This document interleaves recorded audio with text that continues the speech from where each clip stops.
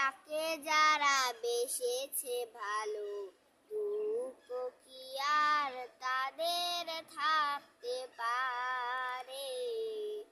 দুঃখ কি আর তাদের থাকতে পারে? আল্লাহকে যারা বেসেছে ভালো, দুঃখ কি আর তাদের থাকতে পারে? দুঃখ কি আর তাদের থাকতে পারে? যারা লয়েছে মুখে কোরআনের বাণী, লয়েছে মুখে কোরআনের বাণী, হতাশা কি আর তাদের থাকতে পারে?